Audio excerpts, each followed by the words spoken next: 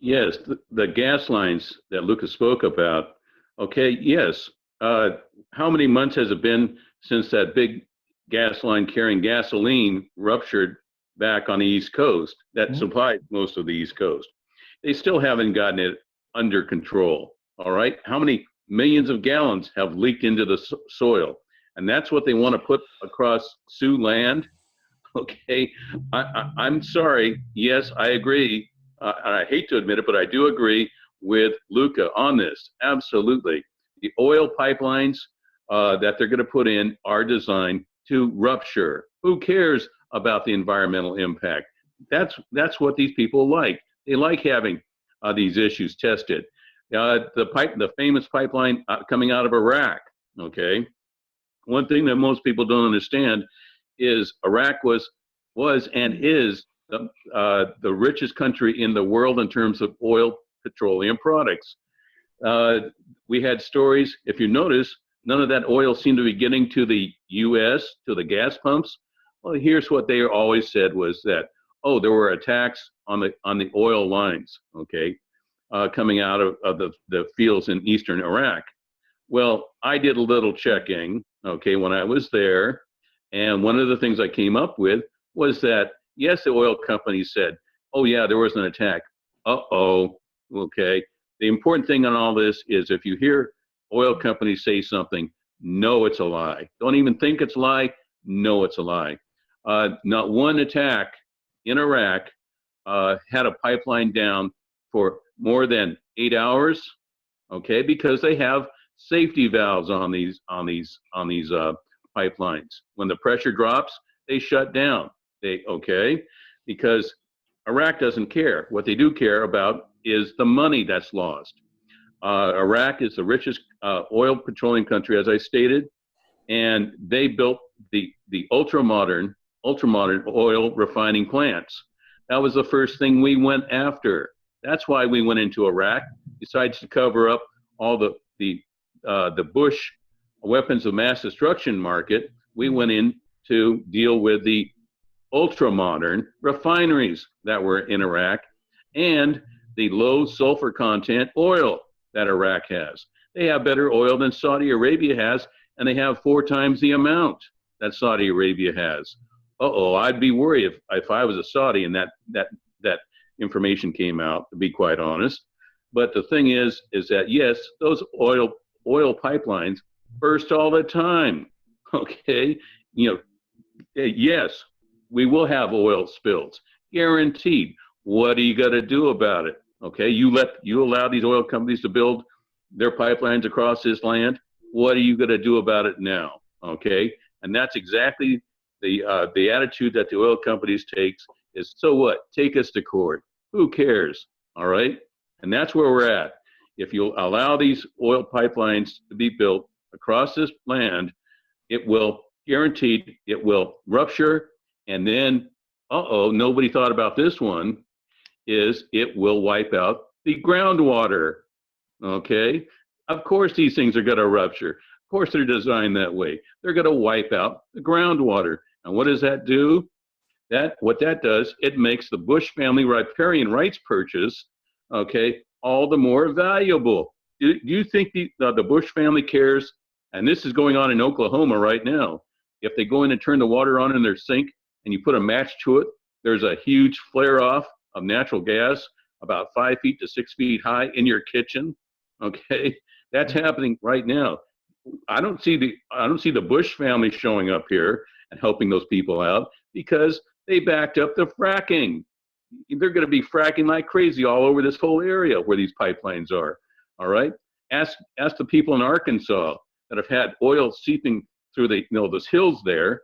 Okay, for what, 3 or 4 years now, 5 years now, uncontrolled, and you don't see the oil companies busy trying to shut it down and locate it. No, they could care less. They could care less if all of this material is dumped into the rivers. Okay, I mean, Trump just authorized the bill for the coal miners in West Virginia and through the cancer belt. That's what they call the Charleston area, okay, in West Virginia, to go ahead and dump all that oil and sludge right back into the rivers again. how many years do we struggle to clean up those rivers and try to make that a recoverable, recyclable stretch of that river, okay, along the Charleston River there. We finally got it done. Okay, guess what? Here comes Trump, who says, go ahead, dump all your toxic sludge into those rivers. What do you think he's going to do with a group of troublemakers in North Dakota that have slowed up his construction company? All right, it's his construction company that's doing all this work. Okay, that's Donald Trump that's doing this. Okay, what do you think he's going to do? Come down and help Lily out, write her a check so she can get some medical care? He's already gutting the healthcare program. That's how kinder and gentler he is. Okay, that's what we have here. So understand, yeah, this is an uphill battle, but it's got to be fought. The line's got to be drawn, and not a line drawn in the sand like Obama did. Okay, this has to be a serious issue. Though that pipeline is built, you can kiss your lands goodbye. Yeah, in the Lakota Sioux Reservation, you can kiss your lifestyle goodbye. You can kiss everything that has made you the people you are. You can kiss all that goodbye. Okay, you're standing right on the edge of a precipice right now, and you will fall off. Okay, you will fall off if you don't take a stand right now. Right now, put your petty differences and your greed aside and fight this thing. The history is replete with examples like this right here. Okay, I just gave you several. All right, even California has been wiped out by oil pipelines several times. Okay, so there's no lack of examples to point to of what happens if you let these people on your land. Okay, that's what I have to say. And there are 17 million people downstream on the Missouri River who get their drinking water from the Missouri River. So this doesn't only involve the indigenous people. It involves everyone. It's our environment. It's our water. And what happens if the Missouri River carries all these benzene, carbide, petroleum products, okay, where people drink it and they get sick? Oh, gee, too bad. They have to go spend a whole bunch of money in a hospital, right? Okay, that's what happens. All right, that's why you don't see the AMA screaming about this stuff. Hey, they're going to make a fortune. Believe me, I used to be a doctor. I'm a pretty good one at that. I know how they think. I know how much money is at stake here. Okay, I mean, there's if you want to talk about an Armageddon, this is it. It's got apocalyptic features to it. Not even speaking in a religious term. Okay, this is where U.S. citizens face U.S. citizens to do what's right and not back up an inch, on this. So that's how I feel. That's how serious I feel about this. So by all means. Oh, and by the way, on a closing note, when I stood up and did the right thing in Abu Ghraib, you know what the government did? First of all, they started a smear campaign on me and denied everything. But secondly, they went and they checked my birth certificate. Why did they do that? To find out if I really was Native American. All right. The U.S. government sent investigators into the Bureau of Statistics in California to find out if I was a true Indian, because they didn't want the political fallout. Okay, so what does that tell you, fellow Native Americans? That tells you that the government is serious about this issue. Now, attacking U.S. citizens, okay, albeit spiritual U.S. citizens and citizens that represent a symbol, okay, a real strong symbol of freedom and the enduring American spirit, okay? So that's why they went after me. They did go after me in every sense of the word, and understand they will do it to you. So if you back up, forget it. The whole thing is lost. Everything is lost at this point. Gregory, very quickly, one more thing about oil, and I have to mention this because this is really important. The Williston Basin. Yes. Okay. We have pictures to show about the Williston Basin. It stretches from the northern tip of South Dakota across to the northeast edge of Montana, a good 3/4 of North Dakota, and it goes as far north as Saskatchewan, a province in Canada. Right. It's said to hold up to 400 billion barrels of oil, and they've been Yeah. drilling up there for decades already. Say, and then there's Donald Trump being the oil tycoon, who's already got his eyes on the Black Hills. So there's a lot of people that are thinking that he wants to force his assimilation of all tribal reservations. Of course he does. Of course he does. He, like I said, he's a real estate snake oil salesman. He never spent a minute in the military. He doesn't have a minute of government service. I mean, it's always been about producing money and profit for this man. His grandfather was kicked out of Germany. There's stuff about fleeing the war too, and then some. Okay, let's leave people with a message of hope. I know that people at Standing Rock are beginning to despair because of the easement that was granted, and also they're fully aware now that their leaders are deceptive, and they've sold them out. And with all the fundraising that's been going on, the water protectors have not seen any of it, and now there are people gravely ill, and they are left high and dry. So our message to the humble people is not to despair, because you are greatly needed. The solution to all of this chaos is going to be found in individual leadership. It is the stepping up now of the underdog and doing what needs to be done because it needs to be done. We need to be leaders now. We the people need to step up. Don't look to the leaders. Don't listen to them anymore. They are corrupt. Don't listen to the tribal leaders. Stop being followers and start being leaders. Stand up, rise up. It's time. And this goes to everybody, not just Native Americans and Indigenous people, and not just Americans. This is global. This is a global fight because they do want to bring in the New World Order agenda and this global torture and remove all of our freedoms. And the true heroes, Luca, are people like Lily's, right? Yes, the true heroes. And they wonder what the word warrior really means. And Gregory hit on it too by saying not backing up an inch and talking about taking care of the tribe and taking care of the grandmothers, taking care of the sick, taking care of the children. That's what a warrior is. It's not some guy standing on top of an upside down police car with a handkerchief over his face and a machete in his hand. A great example of humility and leadership lies with Lily, yes, who contributed big time to this broadcast and gave it a lot of power. In her strength of spirit, she didn't back down, and she didn't cower to threats made against her and her children's lives. And what she did is beyond heroic. And that's what warriors do. That's what a true warrior is all about. So thank you, Lily. We appreciate you, and thank you for contributing to the information you did to this broadcast, and stepping up and stepping out with it. So I want to conclude with our trust. I just established Standing Rock Trust. The website's going to be ready in about 2 weeks. We are raising donations for, to fulfill the greatest need now. First of all, to secure people's lives. It's the water protectors' safety that I'm concerned about. And they need to be filing lawsuits immediately. And many of them do not have money for that. In fact, some of them don't even have money to get the lab tests done or for medical treatment, because many of these water protectors, they heard the call and they packed up their bags, they left their jobs, and they went out to Standing Rock. And they were putting their lives on the line.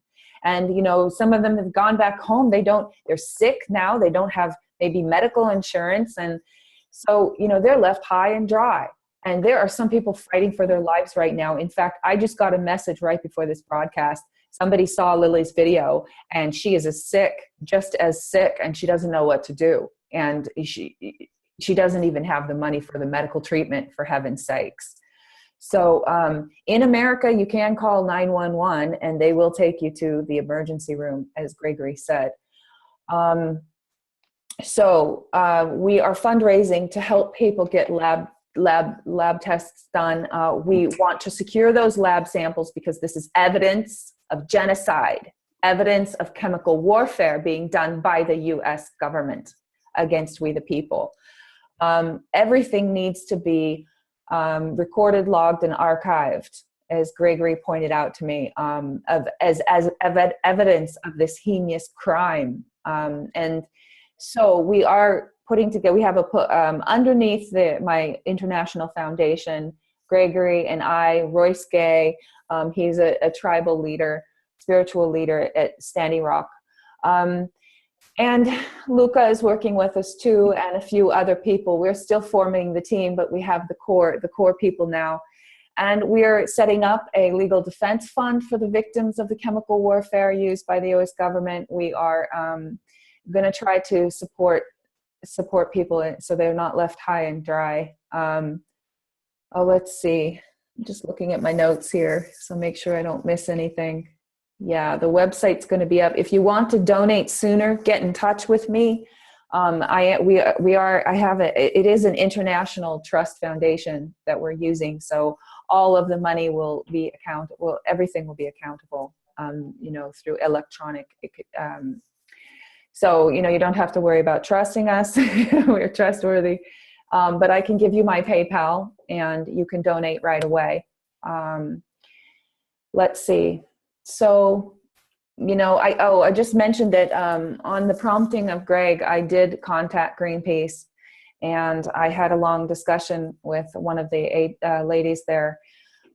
She told me that, I informed them of the chemical warfare and the aerosol that's still spread out over the land.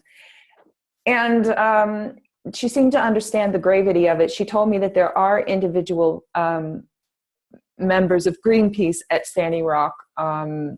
And she told me that I asked her, would they be able to deploy a larger force of people to act as moderators between the water protectors and the police force, if they could do this before the weekend. And she wasn't sure. She said she'd have somebody get back to me, and nobody got back to me. Surprise, surprise. So, again, it comes back to individuals need to step up now. And Gregory has offered, Gregory has offered to be a commander-in-chief. And because, he has experience. He has experience in the line of, in war and how to be organized. And this is an act of war. So Gregory, if you want to say a few words about that. Well, I'd be careful about that term, commander-in-chief. Oh, yeah. Especially in this days. I knew you were going to say that. But here's the situation that I think is really important here to understand, and you hit upon it, Luca, who is the producer of some of the most lethal gases known, poisons known to mankind, is Prescott Bush in Germany. Though the Cyclone B that was used to kill millions of Jews, at those camps. Cyclone B, guess where that came from? The Bush family. All right. Made a fortune on it. That should give everybody a very clear indication of what's at stake and who's making it so. Is the Bush family, and they killed 7 million Jews in Europe, for the Germans. I mean, yes, he was actually tried, at one point. He was tried by the U.S. government. This is Prescott Bush. And something unusual happened. He came back stronger than ever, all right? That's the situation we have with this situation here, is we've got poison being that was developed probably on one of those patents of Cyclone B, all right, a 5th generation patent. And we have the family that has killed more people than any single family on earth, all right? And guess what? They want what is going on here. They want it. They want more. And if you don't think so, ask about the mother company that controls the CIA, that controls most of the water in South America, controls most of the water in North America, controls Monsanto, Archer Daniels Midland, Coca-Cola. Guess who? Guess who owns that company? All right. It is Dick Cheney, Donald Rumsfeld, a couple other people, Frank Carlucci, and the Bush family. All right. Yes, war profiteering and killing people is a wonderful, profitable way to make money if you're a sociopathic group of criminals. Okay? And that's what we have. We have the same people that killed millions of people, a few years ago. Guess what? They're right back trying to kill more people in Iraq, Iran, and Middle East. They still haven't found, in the Middle East, they still haven't found the detonators, the nuclear detonators that I told them about years ago. And General Karpinski reinformed NATO, okay, last week in Belgium that those detonators were still running around loose. And guess who is responsible for those nuclear detonators? Dick Cheney. Who else? That's who we've got running this country. We've got people that are all out to make massive amounts of money, and they will, against, if they have to stand up and go against a group of Native Americans, all right, Native Americans, they will, all right. So it's absolutely imperative that we understand that who the enemy really is here. Okay, it's not each other. It's not one tribe against the other tribe. It's it's a group of multinational conglomerates. Okay, that's it, and that's who we are fighting here. That's who we have to target here. It's not each other. It's these conglomerates, period. And if you want to have something to remember the 7 million Jews that didn't do anything when they could have done something, and they were slaughtered by these very same people. And the Palestinians who are being at present day slaughtered on their own lands, chased off their own lands and slaughtered by the very same people who founded this, occupation, the Israeli occupation.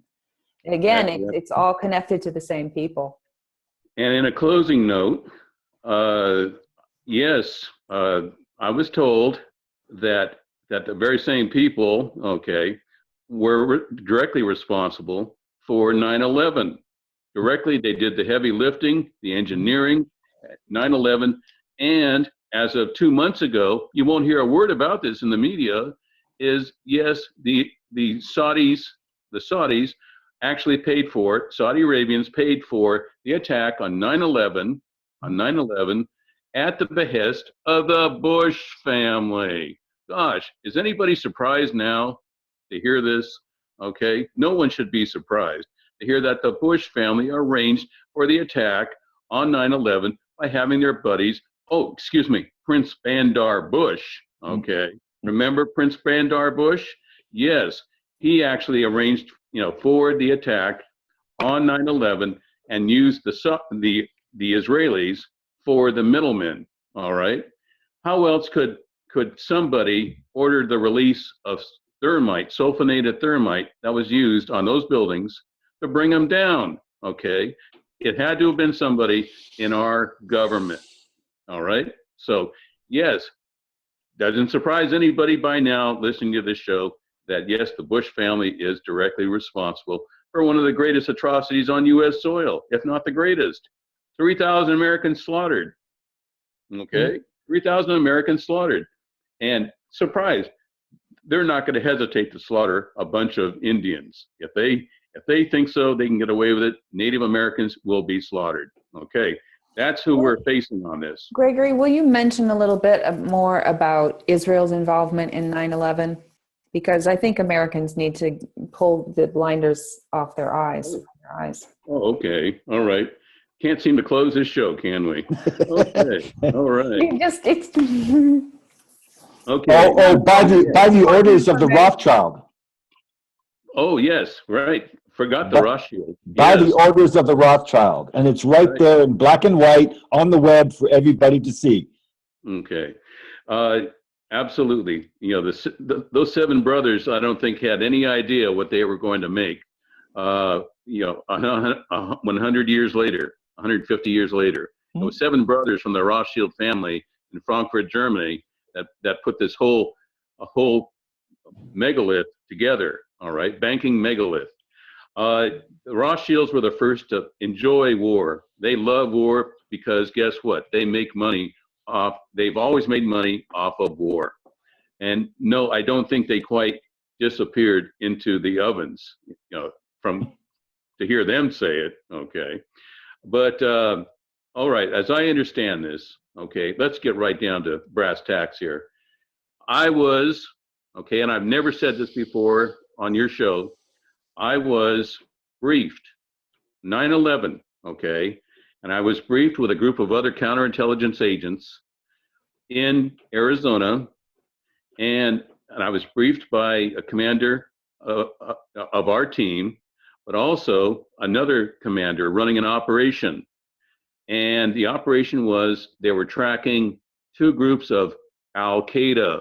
Okay, Al Qaeda's in the news. What, 3 nights ago, there was a big attack in Yemen. Supposedly, we killed another third in command. Okay, and we also killed the daughter of a U.S. citizen. Okay, Al-Awlaki. All right, his daughter was killed in that raid too.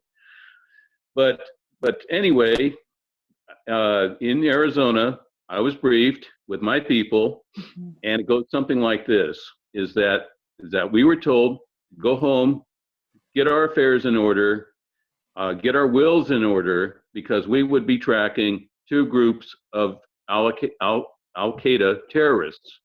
All right.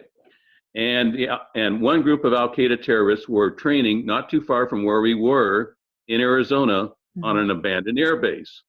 And they were learning how to, quote, take off, but landing wasn't really a big concern, okay, in planes. And then the other group, they think at the time, was at another training site in South Florida. So we were told, go home, get our lives in order, get everything arranged with our families, because we would be tracking and hunting these two groups if they survived an attack on the United States. And the attack on the United States amounted to something like this, okay? Let me see, how did it go? This was July of 2000, and the attack was set within the next 18 months. They didn't have an exact date, but they knew it was going to happen within 18 months, okay? So we were told that this group would target, they would first of all take over airplanes, hijack airplanes, and that kind of caught us off guard. I mean, they hadn't hijacked an airplane since Cuba, okay, or Libya, okay, out in the desert there. But these terrorists were going to train, hijack these planes and fly them into select targets in New York City, the WTC to be exact, all right, World Trade Center, and the other, let me see, it was supposed to be, what was it, 20 people, yeah, 20 people together, okay. And they were supposed to select specific targets in the Washington, D.C. area, okay. And so we were going, because we can't operate on U.S. soil, okay. There used to be something called laws in this country until George Bush got into power. All right. Now, these were posse comitatus laws of having U.S. citizens spy on U.S. citizens. Okay. That wasn't supposed to be the way it is now. All right. And so we were told this, go home, get your lives in order, and which we did. And I was going into my intelligence unit one morning. It was on a Tuesday morning. I'll never forget this. It's comparable to Kennedy being assassinated as far as I'm concerned. And I noticed that there were highway patrol all over the road. And so okay, something must be up. And I got a call stating that get to your unit fast, open it, and turn on the TV because something has happened in New York City. We weren't quite sure. In New York City, and another group had attacked the Pentagon. Okay. So anyway, to make a long story short, yes, it was the 9/11 attack, and we had been briefed on it 14 months before. And at the time, we checked to see who had been informed of this attack. And I just found out recently by Barbara Honegger, okay, if you can see this book right here, okay, The October Surprise. Well, yes, Barbara Honegger informed me that she had spoken to somebody from the CIA, Susan Ledier from the CIA, and Susan Ledier had just gotten out of prison, okay, an Air Force prison. And the story was that, yes, the FBI had been informed that this attack was to happen, and the CIA was well informed. Again, who was in charge of the CIA? Who built the CIA? The Bush family. Okay, those rascals are everywhere. God, they're like fleas on a hound dog. And so the situation is that Susan Ledier was arrested for this. She was informed by the CIA because she was the CIA backdoor to agents in Iraq, okay, Iraqi agents. We were working with Iraq at one time, by the way. They were our employees, by the way. And Saddam had been our employee since 1959. All right. So she notified her parents, and she notified Senator Bob Graham that there would be an attack. And before she could even, she got that word out, she came back to her office. She was arrested and by the CIA, arrested, thrown into an Air Force prison, okay, kept there for a year, and would probably still be there if the Iraqis hadn't contacted, somebody in our State Department and said, get her out. And the story that she has to say about all this is they only asked her one question. How did she know that Israel was involved in the attack on 9/11 on the World Trade Center? And she told them. The CIA told me. The CIA's intelligence agencies told them, yes, and confirmed that Israel was, they engineered the actual destruction of the World Trade Center, and they utilized sulfonated thermite to do it. And thermite is strictly under control because it destroys ships. You drop it on a ship, it cuts a hole right through the deck. You can't stop it. And the Israelis were skilled in breaching containment chambers on nuclear reactors using sulfonated thermite weapons. So yes, the Israelis had been placed under contract by the Saudis.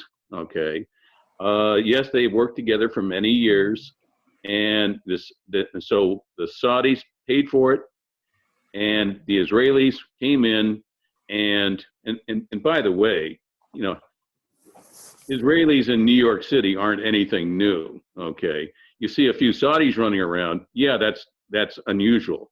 But you see Jews in New York City. Guess what? Okay, they've been there forever, and so it doesn't raise any eyebrows to see a group of Israelis in the World Trade Center placing charges, cutting charges on what was it? The 47 cast iron. Case hardened steel, okay, that was all certified by the Underwriters Laboratory, okay? That was the greatest tested steel in any building anywhere on Earth, designed to withstand a strike by a 747, okay? Much bigger than any plane that hit the towers, actually. So anyway, yes, and it is very clear now that a couple of sciences were used, okay, on the World Trade Center. One was called an iron beam system, and the other one was called this sulfonated thermite cutting charge. That all went off. It's actually confirmed, actually established that yes, the thermite was used, burned and unburned. It was sampled 1 minute after the buildings fell. The samples were taken.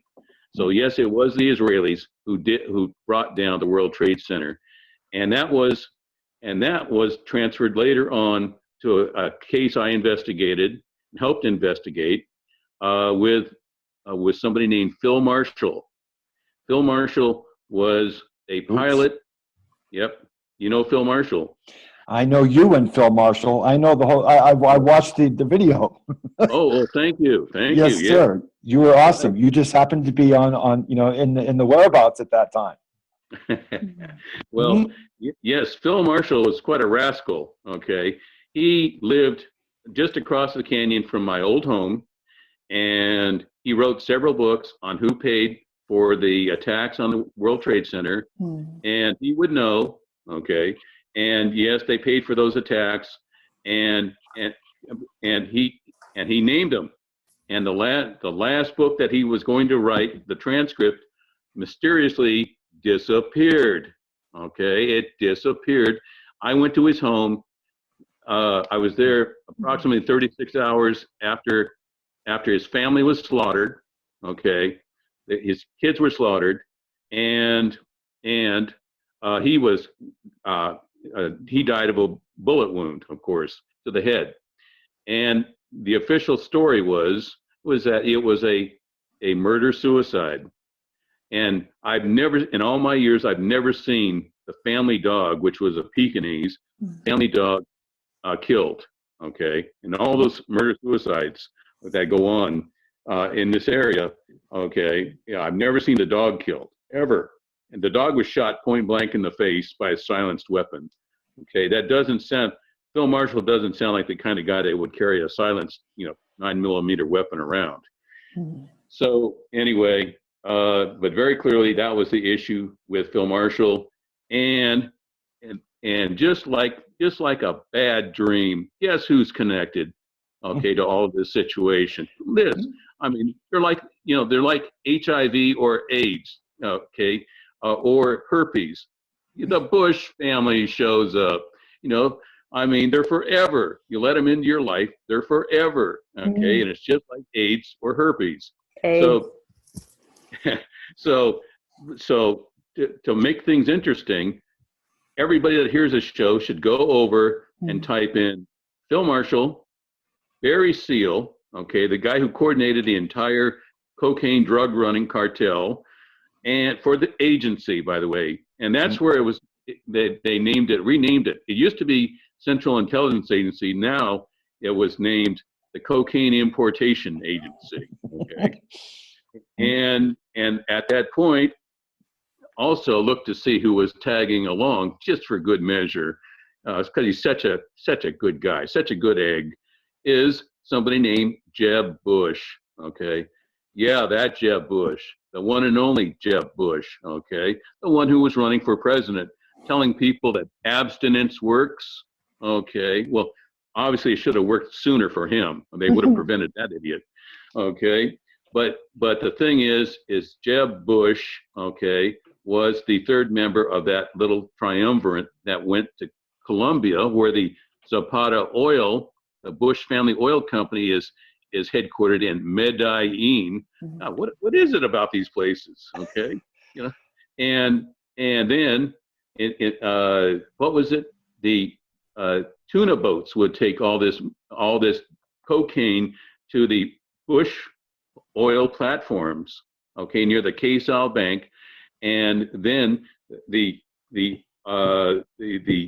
helicopters, the maintenance helicopters, would fly into. Here we go again. They would fly into the U.S. and then transport the cocaine to a place called, for centralized distribution, of course. You got to admire the organization of this place. Is what was it called? The little place in Arkansas, Mena, Arkansas. Okay, the capital of all drug distribution in the U.S., Mena, Arkansas, and that was operating, and the governors were the family, the illustrious family known as the Clintons. Okay, and yes, the Clintons were involved deeply and heavily. Yes, Bill might not have inhaled on marijuana, but he definitely inhaled on about 300 lines of good, pure Colombian coke. Okay, that's what resulted in the 7 times of rehabilitation. All right, and they have their own death list for that family, right? Oh, boy, they do, don't they? Mhm. And I'm sure. And so everybody loves everybody in the Jeffersons and Bush family. Okay. So, yes, it's a little clearer now why this last election went the way it did. All right. Because somebody pointed out on the air, okay, to go ahead and go to this site, okay, with Phil Marshall, Barry Seal, and Jeb Bush. Okay. And guess what? Okay, word started getting out. Okay, they were about to elect a bunch of drug dealers. Okay, so anyway, in a nutshell, that's my story on 9/11. Of course, I ended up going to Iraq to look for weapons of mass destruction. Again, who do I run into? I can't get rid of these people. I run into the Bush family making WMD, which got us into Iraq in the first place. Okay, Weapons and of mass destruction. the Just for those weapons who of mass don't know. destruction, right? The most lethal weapons of mass destruction. Then I find out later on that yes, indeed, that the George H.W. Bush, had the sole vote twice when he was vice president to Ronald Reagan to get rid of all the nuclear weapons in the world, all the chemical weapons, and all the biological weapons. NBC is what they call it. Okay, he had the sole vote. This is when they were pushing through SALT One. The sole vote. He could have wiped those off the face of the earth. No, he didn't do that. He did not do that. What he did then was he. This is George H.W. Bush. He formed a company called the Carlyle Group to sell these weapons, these chemical weapons, all over the world. Okay, in spite of a senatorial prohibition on these weapons, he sold those weapons, and he sold the biggest batch to Saddam Hussein.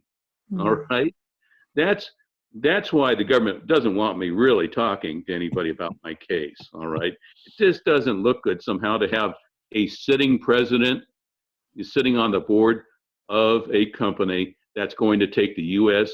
to war, okay, looking for these weapons of mass destruction. And by the way, I hope the Bush family hears this, because guess what, Bush family?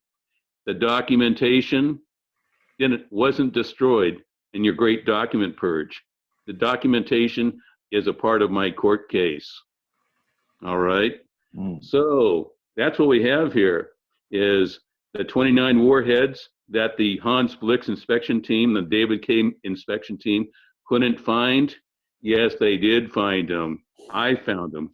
A humble and human intelligence operative and humble doctor, pretty good doctor at the time, actually found those weapons and turned them over. But something odd happened, okay?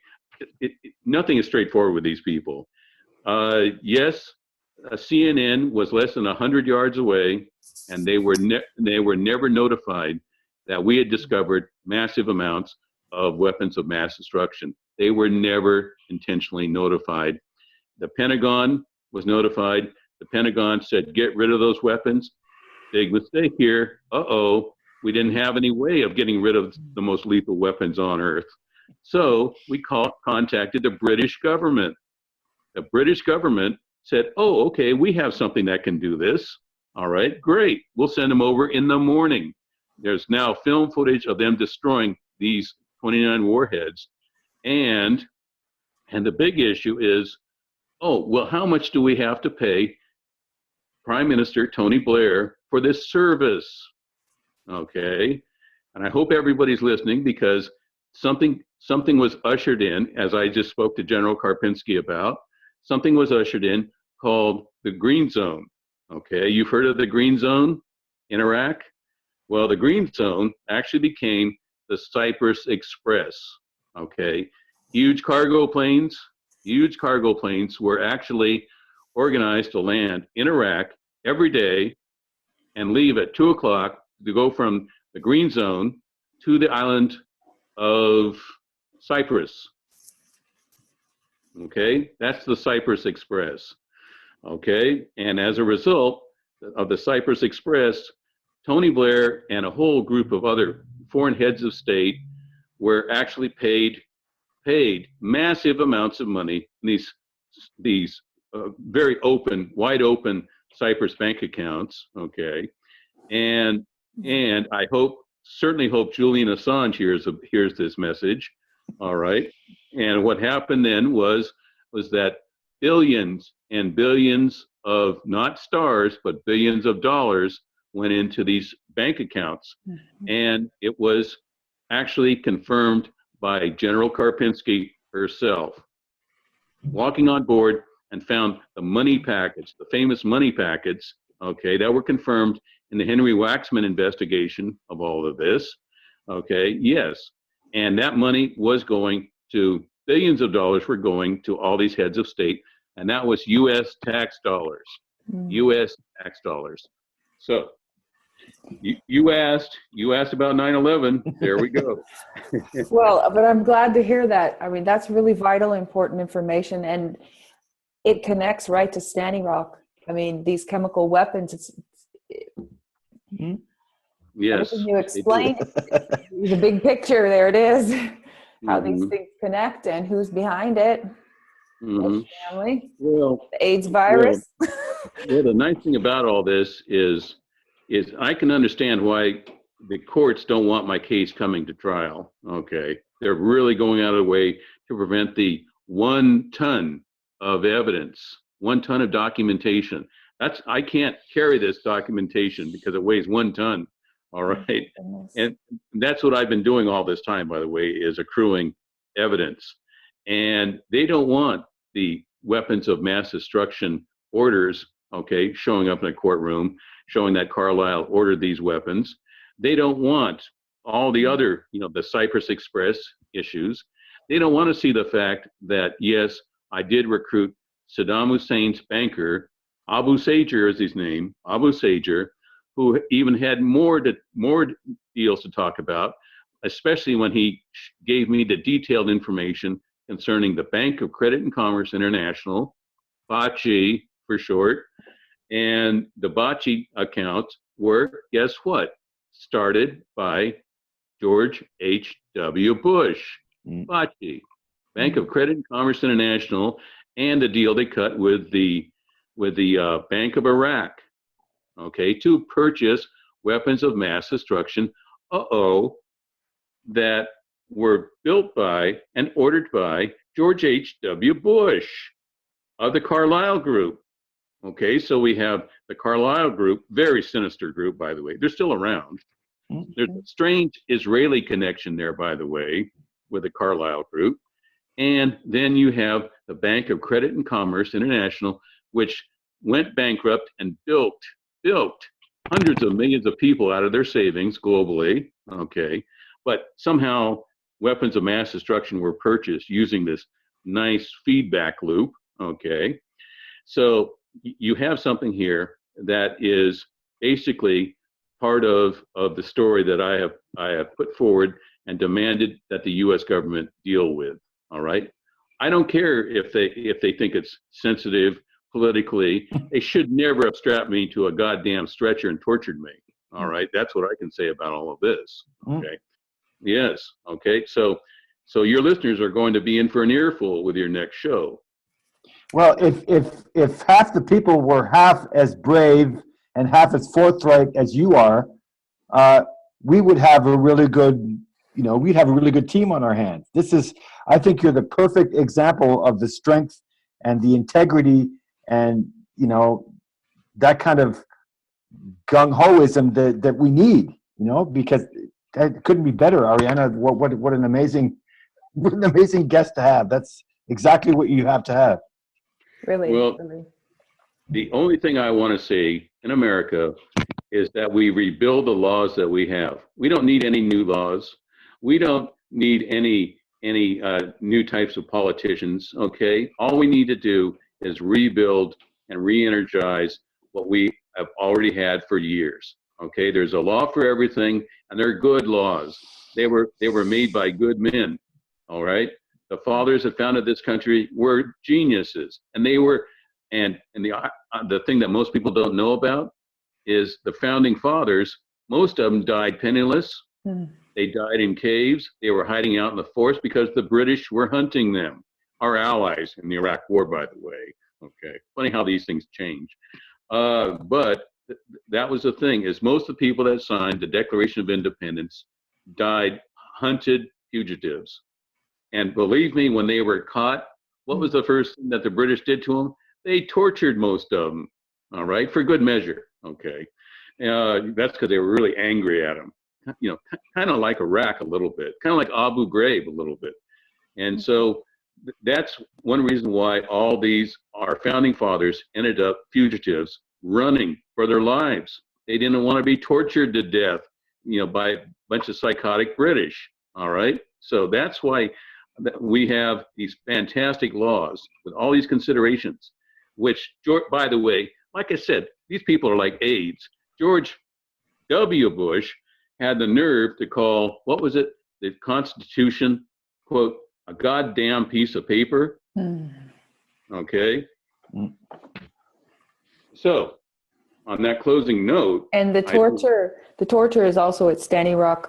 I'll just throw this in. It just came to my mind that there were reports of waterboarding of water protectors, and also they were stripped naked, held in dog kennels for hours, maybe days. It varied, and reports of rape. So waterboarding unarmed people. Well, hey, you take it personal. You're taking this all too personal. All right. Remember, it's a no-brainer. Okay. To quote a very famous and deep-thinking man. Okay, Dick Cheney. All right. It's a no-brainer. Okay. Oh, man. And and I know I've said this before on a closing note, but I did some little research on that. Okay. And waterboarding came about during the archives. It was archived in the auto de fe, okay, the auto de fe or Inquisition. Most people know it as the Inquisition. And I found out that, yes, that's what our judges, these exalted judges that we pulled up to a higher standard, actually didn't have any justification for torturing anybody. So they went into the Catholic archives and found out what type of tortures were used during the Inquisition. And then they found out that, yes, waterboarding was supposedly one of them, okay? One of the tortures. Well, it's a no-brainer, right? Okay, well, it goes like this, is that this is the Torquemada, the Grand Inquisitor himself, found out that waterboarding is actually lethal. It's lethal. That's why if somebody was waterboarding somebody else at Standing Rock, guess what? They were trying to kill them, all right? It was murder. It's murder to use waterboarding, okay? So, and for those listeners who don't know what waterboarding is, just Google it. But, basically there's varying reports on it, but I mean, it's, they say it, they always use word magic to try to make you think that it's not that bad. And, it's drowning simulation kind of thing, but no, it's actual drowning. So when you're waterboarded, you're actually experiencing drowning. And, the person administering it is supposed to be skilled at bringing you to the point where you're just close to death, but you don't quite die. So, but that is extremely, but they're drowning. Their lungs are being filled with water, and they're. That's absolutely correct. But that was the justification that Jay Bybee and John Yoo, okay, and Stevenson, out here in California, in the Ninth Circuit Court, who I just had a bout with, okay, they said, oh, well, yes, we did some investigation, and we have come under the conclusion that waterboarding is really cool stuff, okay? You see somebody waterboarded, and you'll never forget it. You'll be nauseated for days on end, okay? And you ought to be the person who has to take care of somebody who was waterboarded, like the doctor, one of the doctors, okay, at Abu Ghraib, all right? You will never forget it. And everybody thinks, oh boy, if I had half a chance, I'd go torture me a Haji. I seriously doubt it, okay? When I walked in and found my own people had somebody tied up and were raising them, and their arms were tied backwards, and were raising them up to the ceiling on a rope and then dropping it. That's called strapage. That is the third torture that the Inquisition used. Yes, and they were ready to do it some more to this man. By the way, they picked the wrong guy. It turned out that the man that they were torturing, yes, indeed, was second in command behind al-Zarqawi in Iraq, and he survived the idiots I was working with. He survived them and went on to be one of the founding members of ISIS. Okay, Wow. and yes, ISIS, who now has somebody named Al-Agassi al-Baghdadi. You'll never hear that name anywhere except here. Al-Agassi al-Baghdadi is also known as, AKA, known as Abu Bakr al-Baghdadi. All right, and yes, he is the one who and Aidid, it's the fellow's name, who was being strapaged from the ceiling by those idiots I was working with, those morons. Okay, and he kept telling me, okay, I got him down, got him away from that half-wits, and he actually told me he had spent the night talking to, what was it,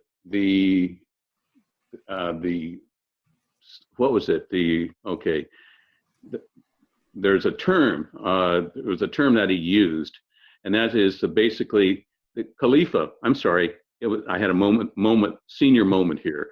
A Khalifa. He was talking to the second Khalifa. The second Khalifa Caliphate? Caliphate? Yes, Yeah. that's how you say it, the Caliphate, the Khalifa. He spent the night with the Khalifa, and he said it like he really meant it, okay? So my translator said, this guy's either nuts, or he was tortured out of his mind, which was a good possibility, or he is saying something serious that we don't understand, okay? Well, the second Khalifa, guess who? It turns out to be Abu Bakr al-Baghdadi. And he actually, Aidid actually ended up, and he was just killed, by the way, not too long ago, probably 3 months ago. But he ended up spending the night talking with the Khalifa, okay, the Khalifa, who self-appointed, of course. It turned out to be Baghdadi. That's where that all came from. That's where that connection came from. And they worked out a deal if they were to survive, to take all the tortured members of my group, okay, that my group tortured, and go down to Abu Ghraib, take the tortured members from there, and they were to form an army, because who knew more about Americans and how Americans behave than this group of Sunni Muslims, all right? And they knew how to fight, because they'd been fighting all their lives. And so they went and they formed this group called ISIS. And I think that means Israeli Secret Intelligence Service. I'm sorry. I was just going to say, wasn't al-Baghdadi an Israeli Mossad agent? Yes, he was. Okay. Now, I made mistakes, and I'd be the first to admit it. I actually recruited al-Baghdadi because he was supposed to be the colonel in the Mukhabarat in Samarra, the city of Samarra. And yes, he was, okay? But what I never thought in 1,000 years, never entered my mind, was that he would be a Mossad operative. Anybody wonders why ISIS wounded, they don't go to Palm Springs General, okay, to get fixed up. No, they go to the big hospital in Tel Aviv to get fixed up. When Abu Bakr al-Baghdadi was shot in the head, last year, he didn't go to Baghdad General. Oh no, he went to Tel Aviv, where they removed the bullet from his skull. Okay, so Tel Aviv, yes, Israel, harboring terrorists since 1948. I'm waiting for you to drop another name. I'm just waiting. You're saying ISIS. I'm just waiting for that other name. Oh, okay. John McCain. Oh, yeah, right. Yeah, that's correct. You're right. Let's You know, invite them over for supper, right? Let's take a nice picture together. yeah, well, it's something you don't want to lose your head over, you know? Uh, That was a pun, by the way, for your listeners. mm, Okay. But the deal is yes, there's a whole group of supporters. John McCain, was it Lieberman, Joe Lieberman? Okay. Hillary Clinton. mm, Okay. Yeah, they're all. Oh, okay. And who's the Lindsey Graham? Lindsey, I mean, limp-wristed Lindsey, from South Carolina. Okay. Yes, they're all supporters of ISIS. Okay. And yes, they're not done. Mm. ISIS is anything but done. mm. Okay. Our press keeps saying, "Oh yeah, they're on the ropes." Ha ha, laugh, laugh. We finally got them. Guess what, people? They're going to be around a long time, and they're not backing down from anybody. And no, this one wonderful Iraqi army that we spent billions of dollars to train, okay, that have been pushed around and chased and hounded by ISIS. Okay, don't think that for a second that they're going to allow ISIS is going to allow that army to dominate anybody. Okay, they won't. So, and in fact, they're probably stronger today than they ever have been. Looking at Syria, okay. So, anyway, but needless to say, I did have a rather interesting time when I was in Iraq, and every day seemed to be an interesting day because there was so much involvement of the CIA previously too. I mean, it it was strange because the CIA didn't create the Mukhabarat. That was the Russians who created probably the best counterintelligence agency in the world. But it was the CIA who created the SAVAK, okay, the Iranian secret intelligence service, which is as bad, if not worse, than the Mukhabarat. So, so we have the president of Iraq, Saddam Hussein, operative since 1959. Okay, we had the Shah of Iran, okay, on the CIA's payroll since what, 62, something like that. And here's these ferocious intelligence services, basically, supported by us, designed by us, or the Russians. Okay, Syria. We think somehow everybody thinks that Syria is a stranger to us. We've been operating black ops sites in Syria forever. And by the way, the key word when you say black ops sites, this is something that we have to undo, and we won't get it from this idiot that's the president now. Okay, he thinks it's a lot of fun. Is this Copper Green? Copper Green is the program globally for exporting rendition and torture and murder and assassination. Okay, if you really don't like somebody, hey, just pick up the phone and call the Bush family for one. Okay, you can call the CIA for another, or you can call the Military Intelligence Command in the Pentagon and say, "Come get this guy." Okay, for a fee. Yes, we'll fly them to a black ops site, whoever it is. I mean, doesn't matter, kids, doesn't matter, little old ladies making Toll House cookies. Okay, doesn't matter. We'll send anybody into these black ops sites in Poland, Hungary, Morocco, take your pick. Okay, and they will, for a fee. This is the American way. Always remember this. Okay, it's the American way. They will torture that person twice a day, 3 times a day if you want, for a fee, and they will gladly, when the time comes for a fee, they will gladly disembowel that person, cut them into little pieces, scatter them to the 4 winds for a fee. Okay, so that is one thing that I realized was ground zero for Abu Ghraib. Okay, Abu Ghraib was designed to do exactly this program.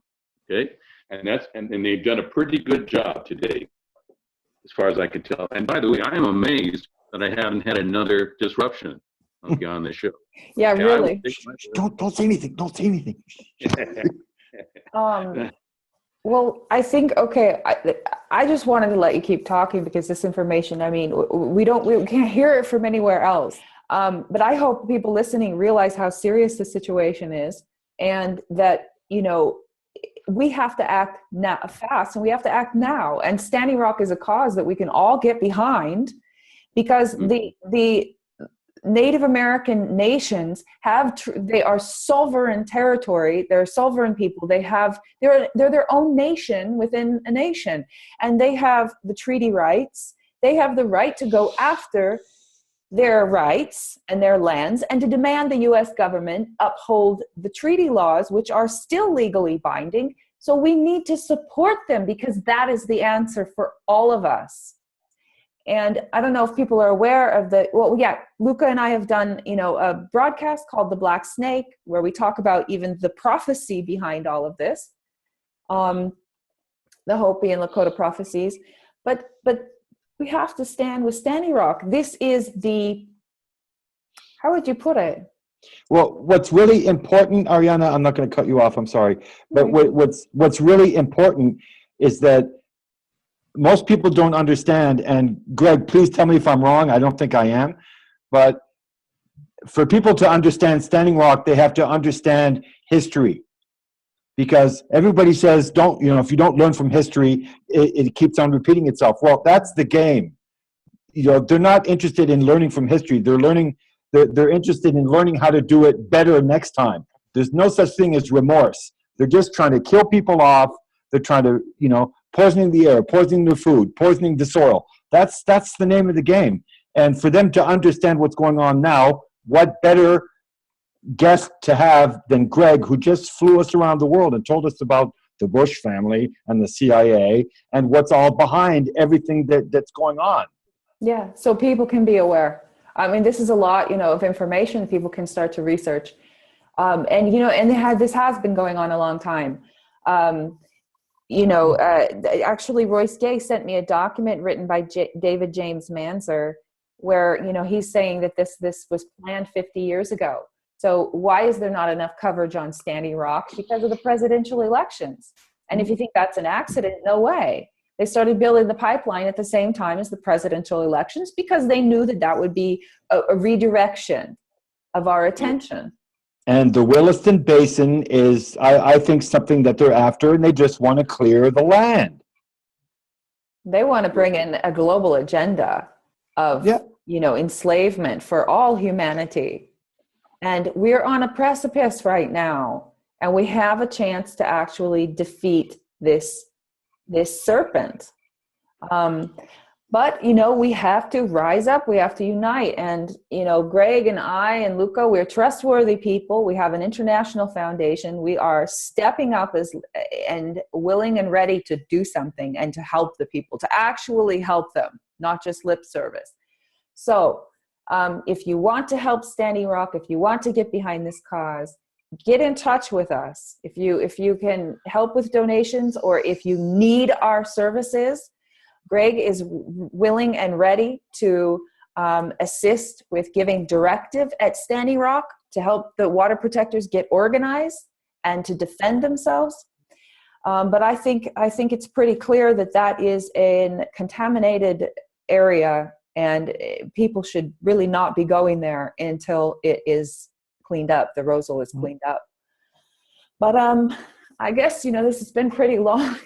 I know it's a long broadcast for our listeners, but again, this is something to go back and study.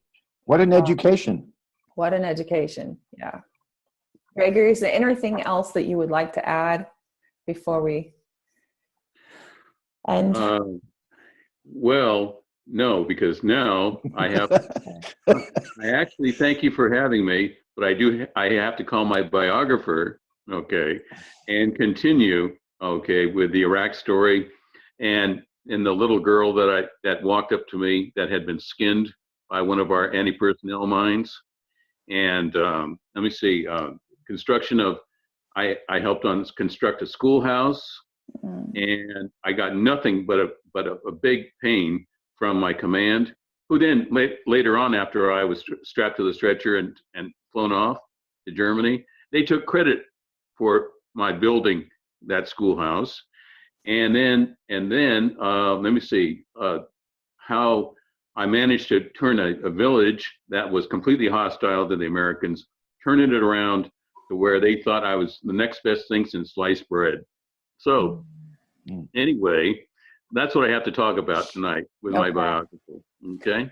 Gregory, thank you so much. And thank you for going into all that, the detail. That it helps us to draw the connections, how all of this is linked up. Oh my goodness. Well, like I say, we're in the embryonic stage of this. Okay. And this is a fight that probably won't have an end, or it'll have an end that nobody expects. But the thing is, no one here can shy away from it. All right. Okay. There's plenty of cowards in the world. I mean, 90% of the people are just cowards right down to their toenails. But the thing is, it doesn't mean it's right. And if you know what's right, you should never back down from a real fight. So anyway, and yes, and everybody should stay away from this polluted site. No one should go back to Standing Rock, to that one site, that exposed site. And I say this again, I've said it already many times. Well, what's important is that site is so dangerous that most people don't understand. The inherent danger on this ground and this poison. You get a little bit of this stuff and inhaled, and you probably will be dead. Okay, so the redirection issue of all of this that the government is seeking to employ. Okay, for example, all right, everybody's watching Standing Rock right now. The whole world is watching Standing Rock. As I found out what happened in Iraq, is everybody was watching the torture, the naked bodies, the dogs ripping people to pieces.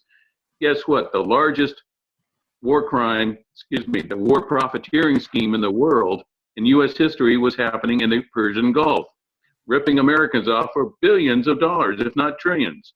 And in this case, we have it happening again. It works so well, they're doing it in Standing Rock.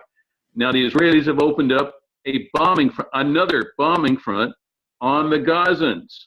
All right, the Gazans could barely move; they could barely recover. And then here the Israelis are, and not one word. I've been scanning the news for 3 days. Not one word about the bombing raids. This week, they bombed all day. Gosh, that humanitarian touch just brings me, kind of makes me weepy-eyed. Think about it, that's the thing, is that now they always use the Israelis always use these events like 9/11 to clean house, okay, to take care of all the loose ends that they missed in the last few raids. Hey, when the World Trade Center fell, they were tearing the Palestinians to pieces. All right, not a word about it. Okay, not one word. And in this case too, the Gazans can barely function, and they're so repressed by the Israelis. Gosh, that almost sounds like a modern day term for a concentration camp. Okay, limited area where you can tear them to pieces anytime you want, torture, murder, bomb. Weapons test, internationally banned weapons test. And and they use the redirection of our attention.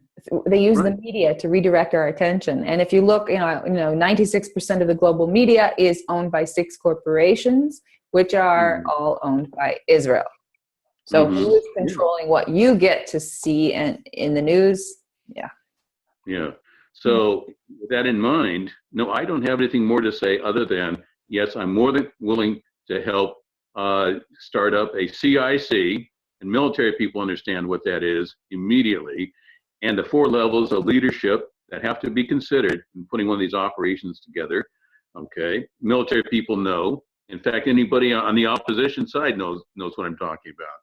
So by all means, they have to get it together. They have to keep their wits about them, and they can never say, okay, yes, we're giving up. We're throwing up our hands. All right.